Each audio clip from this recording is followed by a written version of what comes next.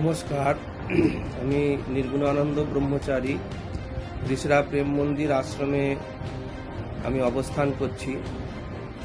অত্যন্ত শোক ও সন্তপ্তভাবে আজকে আপনাদের অবগত করছি যে সারা বিশ্ব আজকে যে বর্বর মর্মান্তিক ঘটনার সাক্ষী হলো।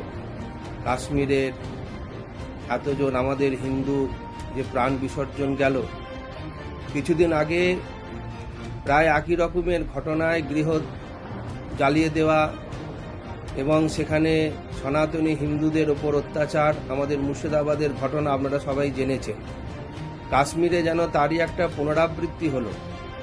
এভাবে আমরা সনাতনী হিন্দু সমাজ ঐক্যবদ্ধ হবার জন্য এবং সেই সমস্ত হুতাত্মাদের শান্তি কামনার জন্য আগামী 27 তারিখ রবিবার সন্ধ্যে 7টার সময় প্রত্যেকে নিজ নিজ গৃহে আবেদন করছি যে 26টি প্রদীপ প্রজ্বলনের মধ্যে দিয়ে আমরা একটি তাদের প্রতি শ্রদ্ধাঞ্জলি অর্পণ করব।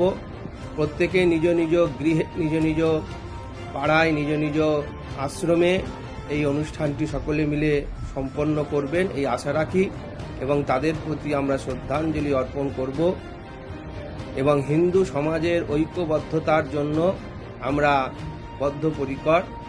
আমরা সেজন্য সকলের কাছে আবেদন করছি যে 26টি প্রদীপ প্রজ্বলন করবেন সন্ধ্যে 7টার সময় 27 তারিখে।